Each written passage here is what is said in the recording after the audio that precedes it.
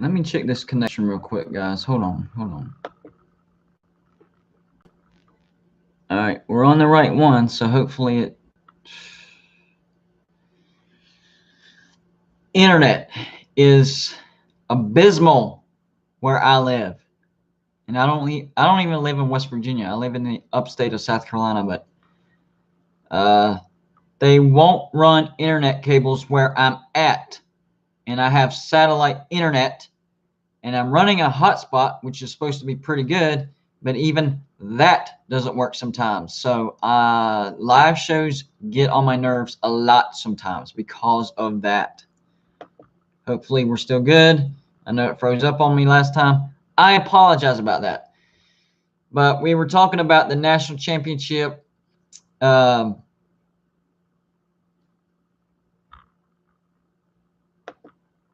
it's going to be Ohio State and Alabama. I think it's going to be a good game. Um, I'm going to go with Alabama because of what I mentioned earlier before my stream froze up. I think Alabama has the coaching edge. Um, I think Ohio State played the best game of the year against Clemson, and I think they would actually have to one up themselves to beat Alabama. Can they do it? I think they can. I just think it's a tall order, especially with Justin Fields being banged up. But you know what? Maybe that's the mentality that Ohio State needs. Maybe they need everybody to think that they're not going to win, because that was how it was against Clemson. And the first playoffs ever, same situation. Ohio State didn't belong, and they end up winning the national championship. So that could be the same exact thing that could happen. But for me, it's like common sense tells me, or logic. Logic tells me to take Alabama. So as far as an official pick, that's where I'm leaning to. I haven't made an official pick yet, but I have in some places, but I haven't done a video on it. But I'm definitely leaning towards Alabama. The coaching, the players, the tradition, but Ohio State they have good coaching too, and they have the same type of tradition and history that Alabama does. I mean, it's so close. These two programs historically kind of mirror each other. They're uh, just all time greats, and that was a big monkey off the shoulder for Ohio State too, because they had struggled against Clemson, and people forget. Historically speaking, Alabama great. Historically speaking, Ohio State great. Historically speaking, Clemson not great. They've only been great for the past 10 years. These other two schools have been great since the beginning of college football, basically. So they expect success. I think it'll be a good game. I think it'll be a high-scoring game, and it could come down to whoever has the ball last wins the football game, and whoever makes the least amount of mistakes. And that's another thing that makes me lean towards Alabama, because throughout the season, Ohio State has made more mistakes. Alabama has not. I think Alabama has the better offense. I think Alabama has a slightly better defense. But as we saw in the Clemson game, sometimes that's all out the window, and it comes down to heart, and Ohio State might have more heart, and that might be the difference. We'll see. The one thing that Ohio State has to avoid at all costs is Alabama jumping on them early. They have to avoid going down by 2 touchdowns or more. They have to. If Alabama scores the first time, that's fine. You got to answer like you did against Clemson. That was perfect. Ohio State executed perfectly. Can they execute perfectly again? Because they can't afford getting down by multiple scores early. I was talking to one of my subscribers earlier. The way Saban coaches his teams is you make the other team quit. That's the thing I like about Ohio State, though. They have a heart. They're not the Ohio State that we've seen in the past 4 or so years. This team has heart. They want this. They have heard the doubters. And you know what? To give them some respect, it wasn't their fault that their season was cut short. That was Kevin Warren. And then their opponents had COVID issues. So it wasn't completely their fault that they only played 6 games. Kevin Warren made a bonehead decision at the beginning of the season, pushed the season. They ended up with an 8-game schedule, and then some of their teams had to cancel because of COVID. So it's not their fault. So I can admit I was wrong about that. I was doing the Dabo thing. They didn't play enough games, so they shouldn't be in the playoffs. But they've proven against Clemson they definitely deserve to be in the playoffs. But personally, I think Alabama's going to be too much. We'll see. I just hope it's a great game. Like to get your guys' input on that. So moving on from there, I wanted to talk about Texas real quick. They fired Tom Herman. And if you're a Golden Blue Dew subscriber, you already know that I called that over a month ago. Whenever I did my coaching carousel video, Tom Herman was on the list that I thought would get fired. I had some talk about Jim Harbaugh as well, but it looks like the buyout's just going to be a little bit too much for Michigan to get rid of him. I think Harbaugh and Michigan are in their final year. But I will say this, it still wouldn't surprise me if Michigan fired Harbaugh before next season. That would not surprise me. I get the buyout. And I'm leaning towards they're going to give him one more year, and then, they'll part ways. But it wouldn't shock me if they fired him. So Tom Herman is fired at Texas, and they bring in Steve Sarkisian. To me, I'm not going to say a terrible hire, but it's a stupid hire. That does not make any sense. Number one, it's been proven that when you hire from the Saban coaching tree, they do have success, but championships, not so much.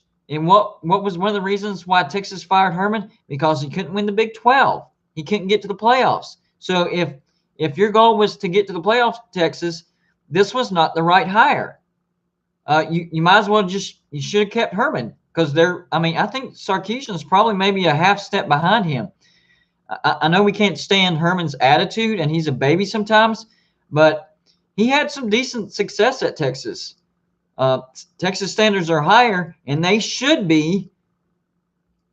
And that makes the Steve Sarkisian hire not make any sense whatsoever. I'm trying to figure out why they hired this dude. It doesn't make any sense.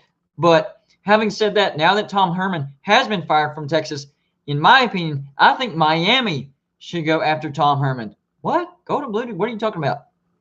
Here's what I'm talking about.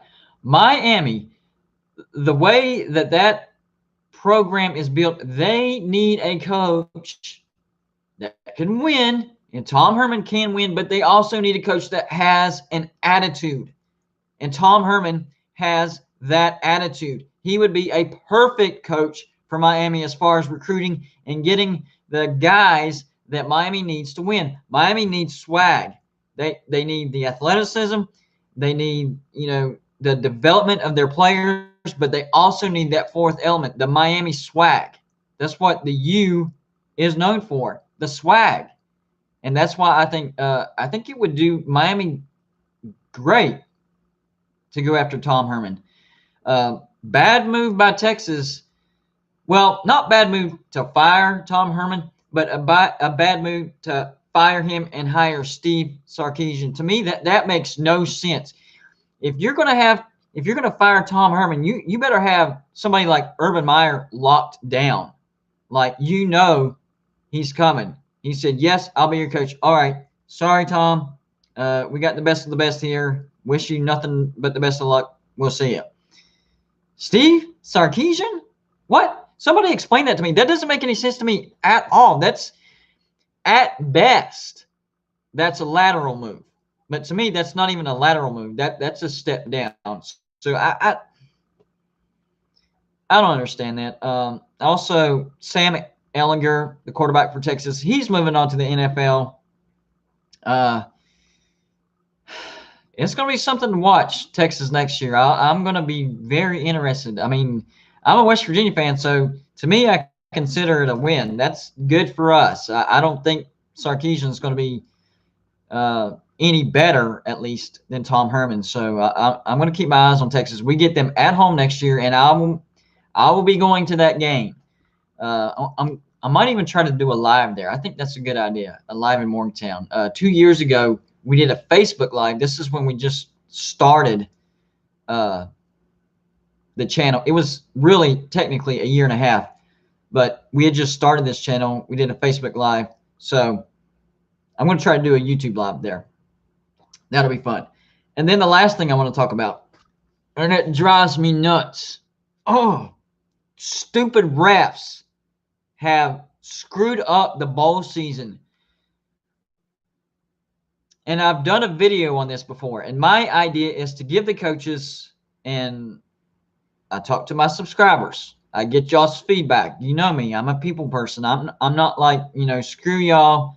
My ideas are the best. I don't care what y'all think. Y'all know me better than that. I talk to y'all. I get y'all's opinion. So I was talking to one of my Ohio State subscribers, and we would either go with 3 challenges for a penalty or 1 challenge per half. I know that's a difference of only 1, but you never know. So either 3 challenges or 1 challenge per half for penalties. And even if those challenges are rarely used, at least it would let the refs know, be on your A game. Because if you are wrong, we're going to call you out and we're going to make sure it's right. Because here's the thing. Whenever the refs do screw up, what happens? Maybe they'll get fined or a slap on the wrist. That doesn't change what happened in the game. What happened in the game still happened in the game. You can't go back and redo it. You can't go back and replay the game. It's not possible. So there has to be stuff in the game that needs to be done. And those reviews need to be done by a third party that doesn't favor the refs. Because if you do that, what's the point in the challenge flags? Because they're just going to be like, it was close enough. We'll give it to them. And the first bowl that came to mind was the Miami-Oklahoma State game. No dog in the fight. I'm a West Virginia fan. But my goodness, they were throwing flags on Miami left and right. Pass interference flags. I mean, like crazy. And one of them, the ball was tipped. Another one, the ball was uncatchable. But guess what? The ref threw the flag. So screw you. Doesn't matter. The ref is right. That's got to change. They are not held accountable. And they take the focus off the players and put it on themselves. It's nuts. It's like a bunch of prima donnas out there. Like, they want all the attention. You're supposed to be a part of the field. Like, we're not even supposed to notice you're there. You're just supposed to make sure the game is supposed to go the way it's supposed to go. No, they want to stand out. They want the spotlight. They want people to look at them. And then the Ole Miss Indiana game where the guy wasn't granted the timeout. I mean, either way, you never know. The game still might have ended up the way it ended up, but get the calls right. Get them right. I mean, how difficult is that to make sure you get the calls right? And it does affect the game. And then that targeting call in the Clemson-Ohio State game, that was not the correct call. I don't think it made that much difference in the game. So don't think that I'm going in that direction. I am not going in that direction. Ohio State was the better team. Okay. End of story. I'm not going there. What I am saying is that was the incorrect call. Again, me and one of my subscribers had to talk about this. And the rule says that any contact with the crown of your head will initiate the review. So if any contact with the crown of the helmet, that initiates the review. Once under the review, though, in order for it to be targeting, it has to meet at least one of 4 criteria. Number 1, launching himself, off the ground, launching himself. Second criteria, upward thrust motion, coming up. Number 2, making contact with the crown of his head to the head or neck area. So even if he's not launching or upward thrust, If he does it anywhere above the shoulders, that's targeting. And then the fourth one, defenseless player. And no, Justin Fields was not defenseless. He was making a spin move. He was making a football move. He actually spun into the helmet of Skalski. That was not a targeting call. And even though I think Ohio State definitely still would have won that game, make no mistake about it, I do not think that affected the final score. Maybe it would have been a little closer, but Ohio State was a better team. But I will say this, it's not fair to Skalski. That dude is a competitor. He wanted to play the entire game. I don't care if Clemson would have gotten blown out by 5 touchdowns. Skalski wanted to play the entire game. So that's not fair to him.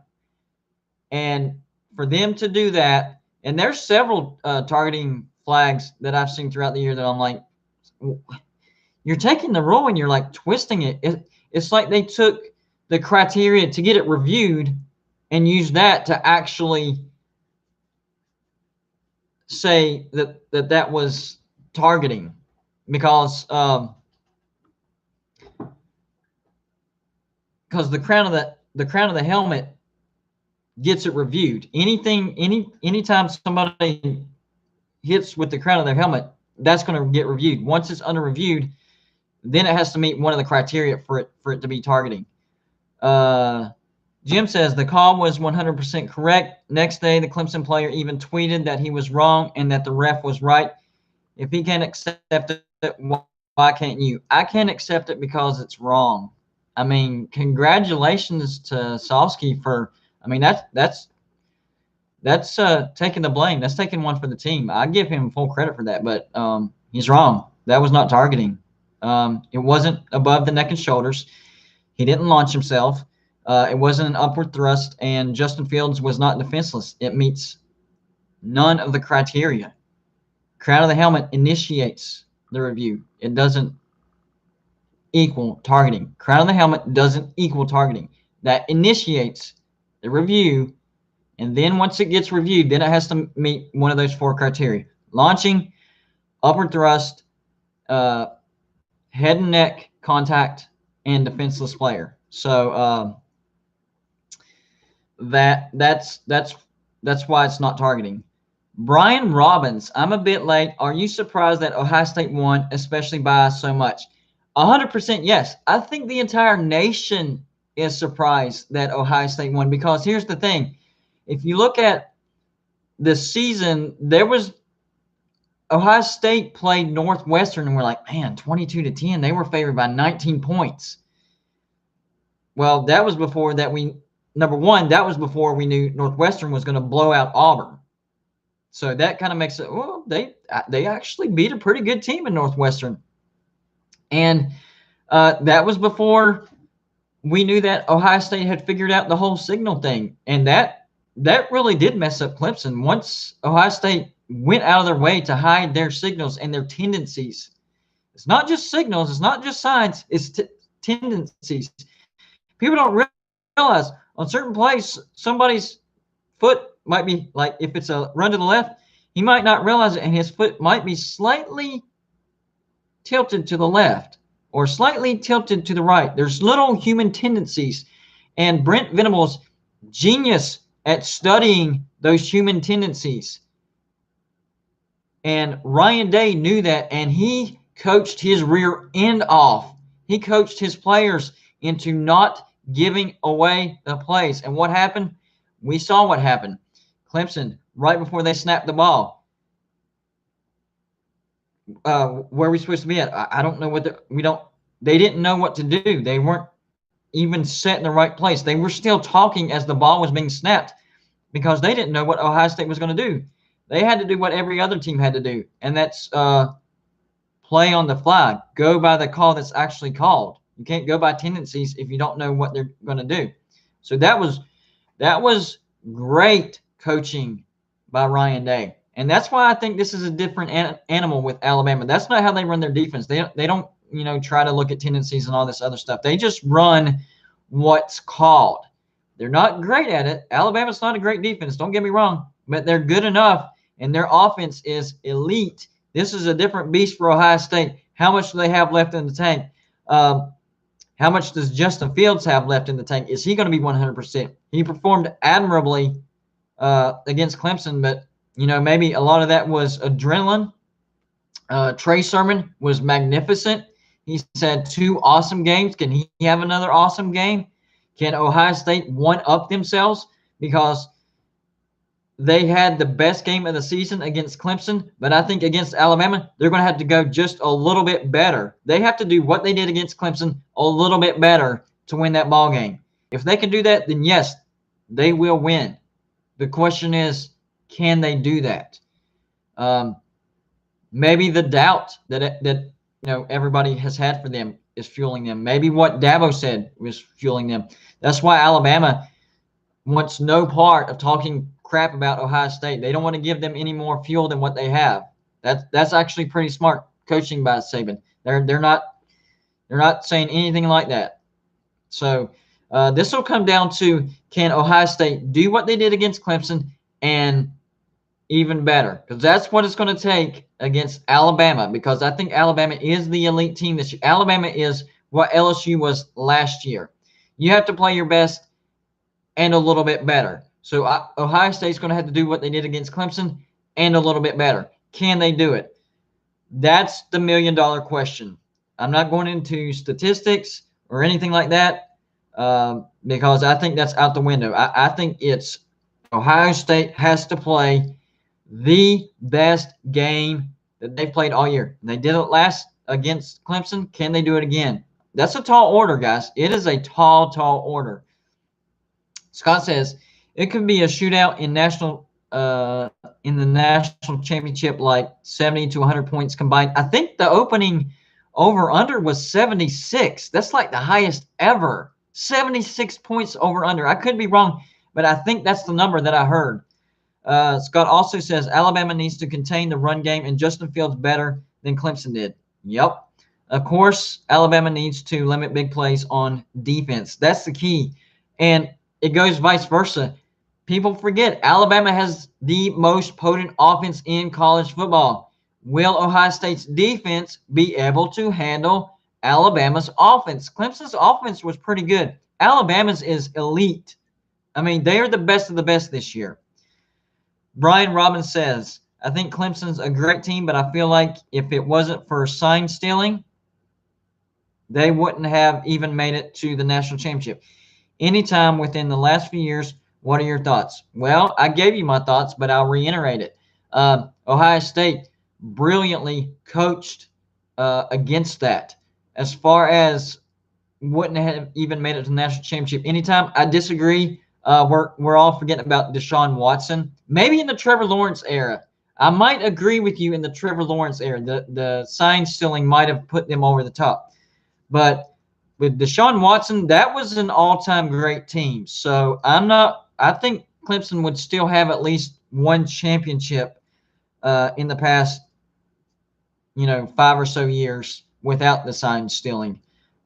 With Deshaun Watson and Hunter Renfrow and all them cats. That was a great team, and they had a great defense.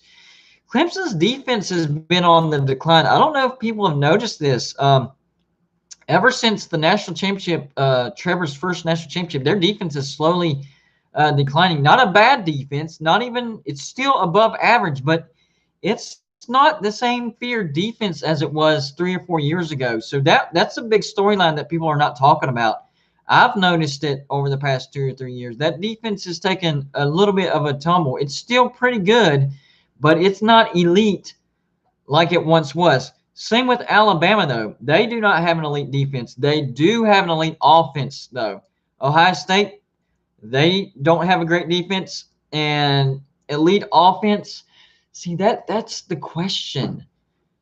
That is the question, guys. Alabama has an elite offense. End of story, no debate. Does Ohio State have an elite offense? They have a really, really, really, really, really, really good offense. Is it elite? Is it elite? That is the question. And I can't put Ohio State in the elite category. I can't. It's and And the reason is, the biggest reason is that Indiana game. They were up 35-7, and they went through a long stretch where they didn't score. And Justin Fields had 5 interceptions in just 5 games.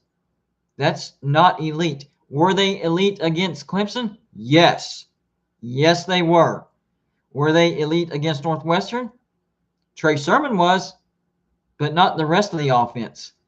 It did all come together against Clemson. Is that the real Ohio State offense? That's the question that I keep asking myself. The offense that we saw against Clemson, is that the real Ohio State offense, or was that a one-off? Alabama's done every stinking game. We know what they bring to the table. We see what Ohio State is capable of, but is that really it? Is that their offense, or did they just somehow have one great game? It's craziness, guys. I've never tried to predict a national championship like this. It's nuts. Jamie says, no, they don't. OSU doesn't have an elite offense. I agree. I think against Clemson, it looked elite, but if we look at it all season, the whole story says no. If we look at Alabama the whole season, the whole story says, yeah, they have an elite offense. Scott says, I just looked at over, under. It's at 75 points, which is so many points. Yeah, that's what I'm talking about. Bama's favored by 7.5. That is fluctuating. It started out at 7, went up to 8. It looks like it's trickled down a half a point again. That line's going to be all over the place. Right now, ooh, guys, you almost tricked me into giving away my prediction. I caught myself. Not going to do it. Brian says, I think that with a 22-10 victory over Northwestern, Ohio State has proven their defense is their biggest power. Can be. I don't know if it technically is. It can be, because you're also forgetting Northwestern didn't have a good offense. It looked good against Auburn, but besides that, Northwestern, they don't have a good offense. Brian also says, Trey Sermon is great. Yes, but I don't feel like he's good enough to beat Bama. I kind of agree with you. If it's Trey Sermon versus Alabama, it's going to be Alabama. If it's Ohio State operating at peak performance like they did against Clemson, then it's a toss-up. If you're just leaving up Trey Sermon, he's not going to win the ballgame against Alabama. He's just not. Scott says, not really, because Northwestern doesn't have a good offense. There you go. Jamie says, Ohio State's best feature is Justin Fields. I think that's a back and forth. I think it's Trey Sermon. I really do. He battled through an injury against Clemson, and he looked pretty good. But then against Northwestern, against Indiana, he's had some down games.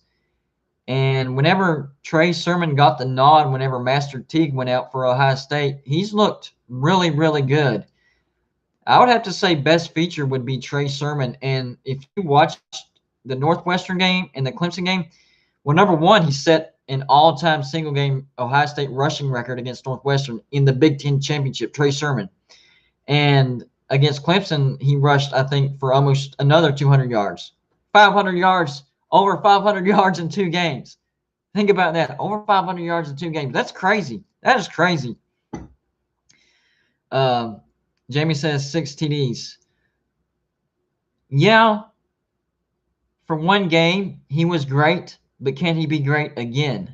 For Trey Sermon, once he got the nod, he's been great across the board. 500 yards combined last 2 games. Justin Fields threw some interceptions against Northwestern, threw some interceptions against Indiana, looked great against Clemson. But his inconsistencies is what makes you pause. If he performs like he did against Clemson, yeah, it's going to be a close game, and Ohio State has a shot and probably should be favored if they do that. But the thing is, they've been up and down, and their offense was not on fire against Northwestern, 22-10. But then again, Northwestern has a great defense. You see how many thoughts and storylines, and I think it's going to be a good one. I think the biggest key to the game, like I said earlier, is Ohio State has to avoid getting pounced on. They have to avoid that. They have to. If they get down by 2 touchdowns, it's over. That's my opinion. Um, Scott says, of course, Alabama needs to be ready with the tempo that Ohio State used last game on offense. Last game, yep. Jamie says that's true, but if Ohio State plans on beating Bama, Justin will have to have a great game again. Yes. Brian says, do you think that Justin Fields is overrated? No, I do not. Jamie says, Sermon with 300-plus rushing yards against Northwestern was crazy. Yes, because Northwestern is a great defense. Going back to the question, do I think Justin Fields is overrated? No, I don't think he's overrated, but I do think he's human. And I do think Mac Jones maybe a smidge better. Maybe. But he does have Javonte Smith too. People are forgetting Alabama has a three-headed monster over there. They have Najee Harris, they have Mac Jones, and they have Javonte Smith, and they have a offensive line full of bulldozers. I think that's where this game will be won or lost. It's going to be the line of scrimmage. If Alabama can bulldoze Ohio State like they did everybody else, it's going to be a blowout. If Ohio State can hang with them, keep it close within the fourth quarter, keep it within striking distance, Ohio State has a chance. I think that's the thing that people are not talking about that's being overlooked. The line of scrimmage, I think, will be the key to this football game. And same thing with Ohio State on offense. If Trey Sermon can get going, if that line can open up holes and he can squeeze through and burst for 20, 30, 40-yard gains, Ohio State's going to be tough to beat. The question is, will they be able to move Alabama's defensive line? That's another thing. Sea-Dog says, very possible that Ohio State lays an egg. That's a possibility too. I hope not, though. Last year's championship was boring. Yeah, we all remember that. Scott says, Waddle was practicing again for Alabama. That would be another target. I mean, I don't know if he'd be 100%, but dadgum. Waddle and Javonte Smith, good luck defending that. And what was one of Ohio State's biggest weaknesses? Defending the pass. And as great as Trevor Lawrence is, their wide receivers weren't elite this year. So Ohio State's secondary, I don't think they got all that tested in that game. Maybe a little bit in the beginning, but besides that, I don't think they were tested. They're going to be definitely tested against Alabama, and that could be the weakness. You never know.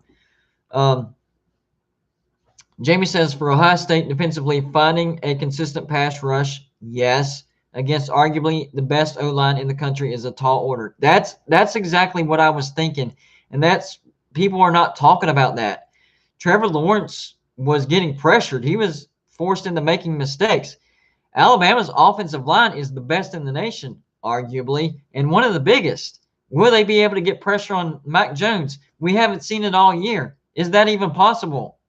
Sea-Dog says, in neutral games, I base my pick on who beats Georgia, LOL, but this one is tough because Bama always beats Georgia, but Ohio State has taken their old quarterback to a natty. So, yeah. You're overthinking it, man. You're going in the twilight zone with that pick. I'm staying away from that, man.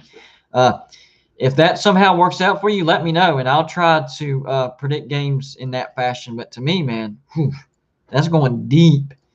Brian says, do you think that the fact that Ohio State has only played like 7 games has made an impact on their ability to play Alabama close? I don't think so.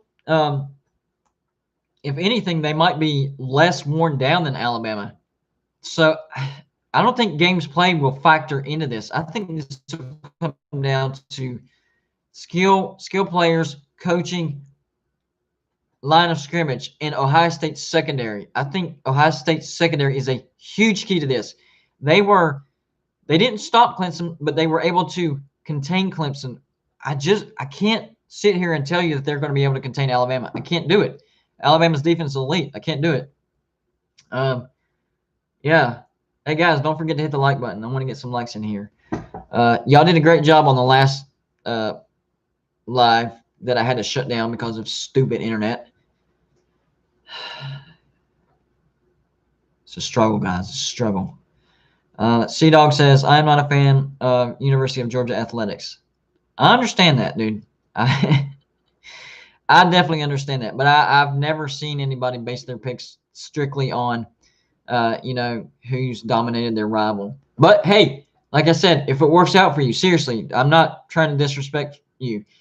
If it works out for you, man, let me know. I will definitely try that angle. That's a very interesting angle that I haven't seen before.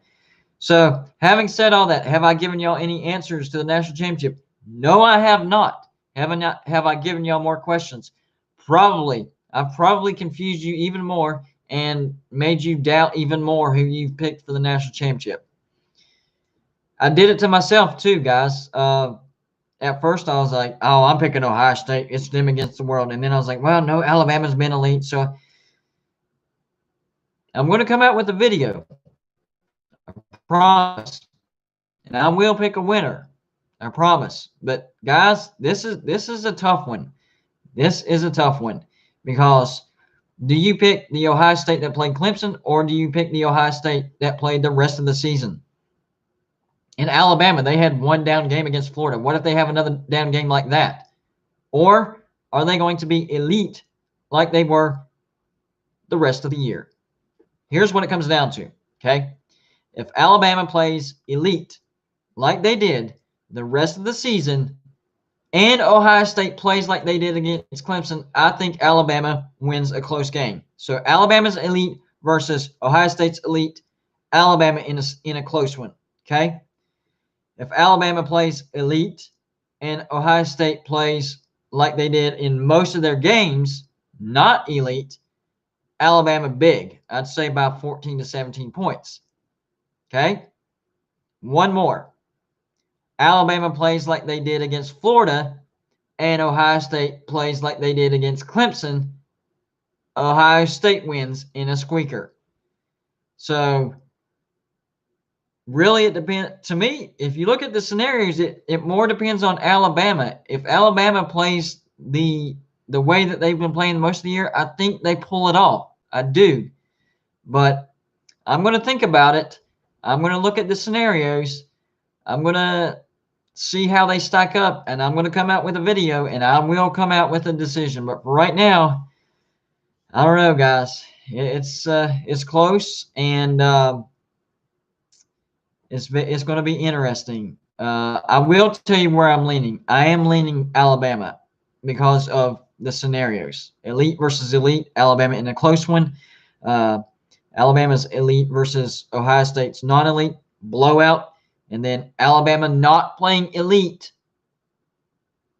is what will lose the game for Alabama. So, to me, that's the question. If Alabama plays like they did against Florida, plays with a couple of weaknesses that we weren't, really anticipating, then I think that's how Ohio State wins this game. But if it's elite versus elite, if Alabama plays the way we expect them to play, and if Ohio State plays the way they did against Clemson, I still think Alabama's a little too much. But that's why they play the game. And I am not disrespecting Ohio State. Y'all know me by now. I'm not like that. I even get along with my Pitt subscribers, and they are a hated rival for West Virginia. But me and one of my Pitt subscribers, the Backyard Brawl will be revived in 2022 and 2023, and me and him are going to try to hang out both in Pittsburgh and in Morgantown. So that'll be a good time. We'll hang out, probably talk crap to each other. It's all good. We won't take it personal. We're pretty good friends by now. So yeah, we'll see how it goes. I think we'll have a good time. Hopefully, when I go up there to Pittsburgh, he'll protect me from being mugged or assaulted, whatever. And same goes for him. I'll protect him from being assaulted in Morgantown. Let's see. Jamie says, I think Bama wins the game. C-Dog says, put your team in your name or picture of coward so I can roast you. That's between two guys. I'll have to determine what that beef's about. Jamie says, transitive property doesn't work in CFB. Teach nerd. Hurricane T2Y hit that like, man, I didn't see you in the building, man. What's up? What's up? What's up? What's up? Yeah, man. I'm going to do that. For some reason, we didn't connect yesterday. We need to get back on that on Sundays. Jamie says, if Ohio State wins this game, wow, much respect. Absolutely. They got some respect for me against Clemson. They beat Alabama. My goodness. Wow. Jamie says, Mike Jones is their Achilles heel. Never know until they play. Scott, Alabama better not sleep on Ohio State, unlike Clemson. Yes, I agree. If Alabama doesn't play elite and Ohio State plays like they did against Clemson, advantage Ohio State big. Scott, pass defense is Alabama's weakness. Yeah, but not as big as Ohio State's. Jamie says he's a statue sniping behind a huge wall.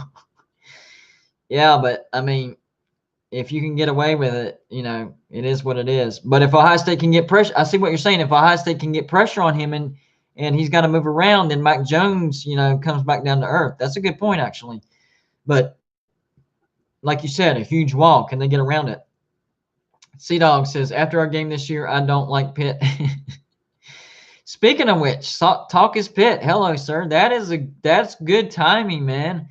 That is good timing. Good timing. That's the guy I was talking about. We're going to hang out whenever the backyard brawl resumes in 2022-23. When I come to Pittsburgh, he's going to protect me from being assaulted and mugged. And then whenever he comes to Morgantown, I'm going to protect him from being assaulted or mugged. Boys in the house. I wish they'd give Pitt and WVU a longer series. Man, preaching to the choir, man. Sea-Dog, cussing emoji. That's what I'm talking about. Jamie says, a Tech fan roasting somebody hilarious. Boy says 2 games aren't enough. A lifetime isn't enough. It needs to be every year. Sea-Dog says, yeah, that's right. I got my degree in trash talk. Ooh, it's going back and forth. Talk is Pitt. We will play West Virginia in 2022-23. I'd assume they would continue. I hope. I really hope, man. I hope. If you look at the future schedules, that isn't the case, sadly. Yeah. But you never know. Those things can be fixed. And here we go. Jamie says, Ohio State read their pulling guards before the play even developed. They planned well before that game. Yes.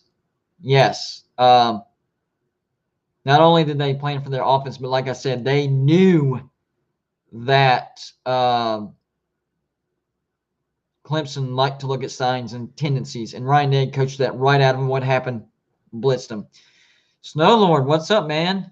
Glad I ain't watching West Virginia basketball game right now. Everybody is telling me they suck right now. Come on, it's the same stuff as every year. Ready for next season. West Virginia football, I miss it already. Just need to kind of relax on that because here's the thing. Sheboy did just leave for West Virginia.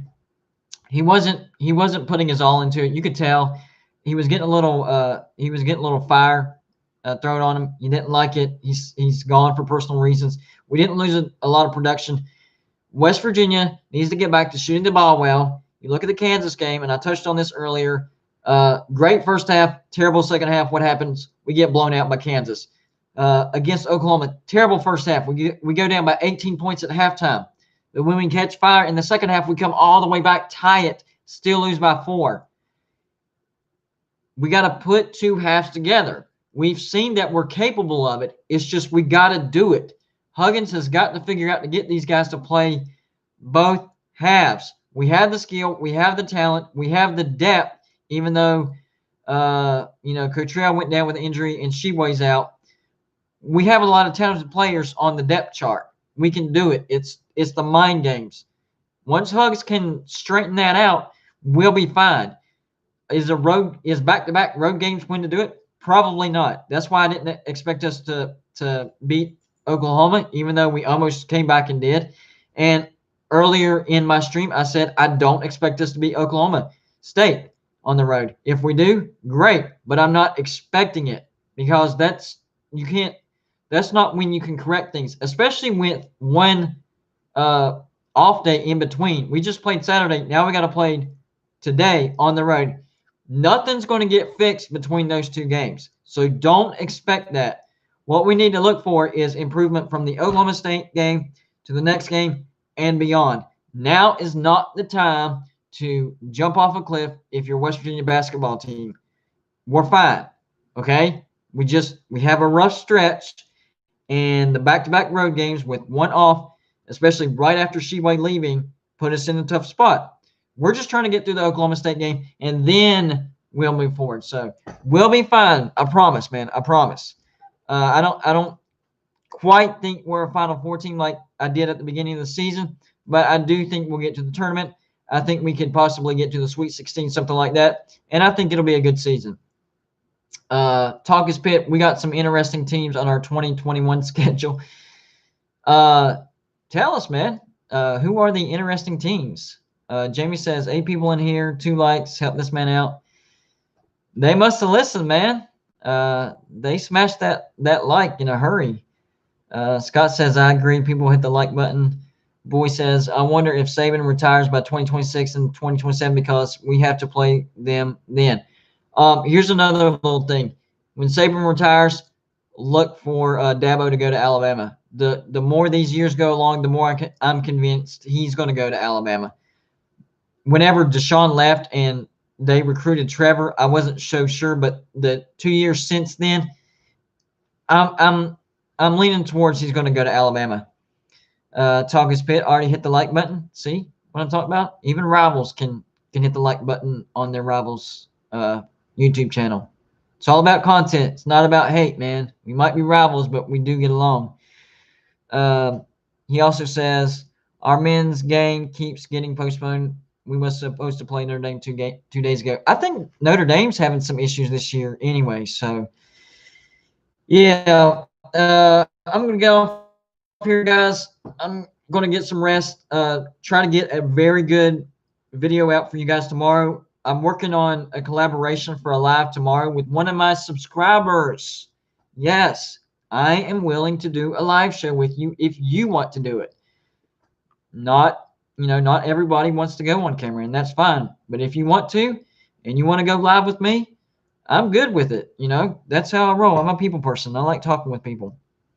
Before I get off here, Scott says this athletic calendar year is going to be the craziest in history. Yes. Oh, here we go. Talk says we got Tennessee. I heard you say that. Western Michigan, New Hampshire, and then you have one other. Yeah, that's some weird opponents for Pitt. Same with West Virginia. We got some weird ones. It would make way more sense to see Pitt on our schedule, and it would make way more sense for Pitt to have West Virginia on their schedule. But we aren't in control. Common sense isn't in control. It is what it is. 2021 is off to a crazy start, and hopefully things will get back to normal. Normal crazy is what we need to get back to. College football and the craziness without the COVID, ridiculousness. Same with basketball.